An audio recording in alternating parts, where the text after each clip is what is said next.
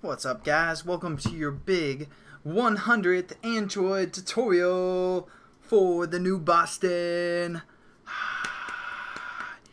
If you've made it this far, give yourself a pat on the back. Yeah, I don't know about that intro. I was trying to do something crazy since I'm going crazy. After making 100 tutorials talking to the computer screen, you tend to go crazy a little bit. I don't know why Bucky isn't in an insane asylum right now, because he's done so many. But what we're going to do in this tutorial is learn how to load data with this button load. And in the next tutorial, after this one, I'm going to show you guys how to properly save and properly load data, because yeah, this is the frame. This is, I mean, nothing new for the most part. This is how you do it with the file input and output stream, but there's a better way that you want to code. So I'll show you that in the next tutorial. But first, let's get into it. Let's start our load button here. So what we're going to do is we're going to create a file input stream now. So we're going to just say file input stream, and we're going to call this FIS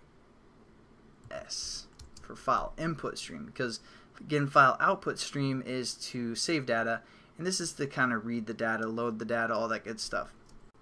So what we're going to do is we're going to set this equal to open file input instead of open file output like we did within our onCreate method. And again, just within these parentheses, we're just going to say our file name. Again, that's our string reference, kind of our path name.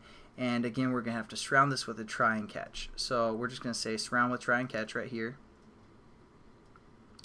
And within here, after we open it,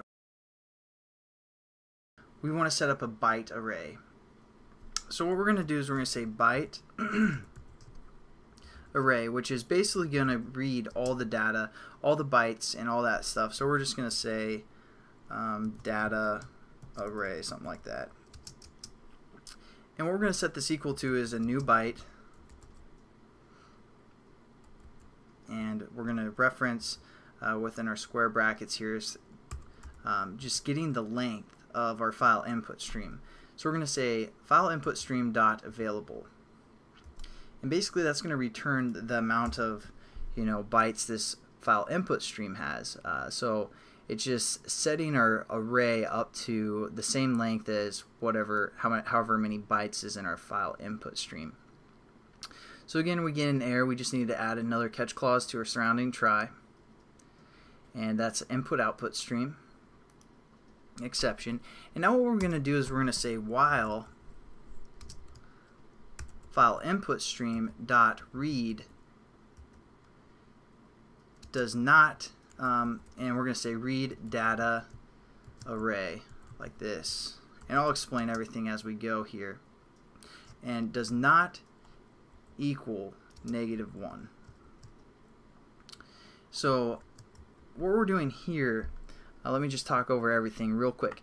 We set up a file input stream, which is referring to our file name, which is that string reference. Then we're setting up a byte array, and that's basically going to get the length of our input stream, how many bytes it is, and then what we're going to do is say while it is not equal to -1. So what it's going to do is it's going to read through our file input stream, and once it reads through everything, it's going to set this read up to -1. So once it hits -1, we know we've read everything for the most part. So that's just what this means. It's pretty standard in Java and all that stuff. But just know that this -1 just means we've read everything for the most part from our file input stream, which has the length or this many bytes for the most part, because that's what we set up here. So now what we're going to do is we're going to create a string. So we're going to call this collected, something like this. And above our try, we're just going to set up this string here. So string collected initially equals null when we hit our load button. And then we're going to set this collected string equal to a new string. And within here, we're going to say our data array.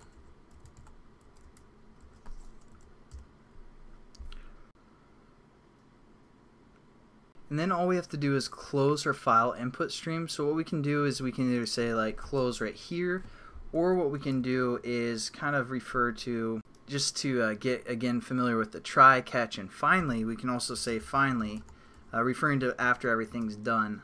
We kind of did this with our splash activity, I believe. So we're just going to say finally file input stream dot close, and it's going to give us an error because we set up our file input stream within this try. So what we're also going to do is just copy this or cut it, and then just say file input stream, and again above our try we're just going to hit paste equals null. And then we have to surround this with a try and catch as well. So we're just going to hover over and say try and catch. And it looks kind of complicated, but it's really not that bad. And that's pretty much this tutorial.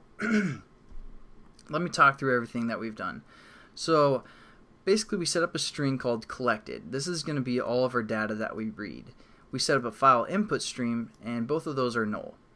And then once we try to get our file input stream set up, what we're going to set that up to equal is opening file input, referring to the file or referring to the string name, which is basically you can think of as a path of some sort.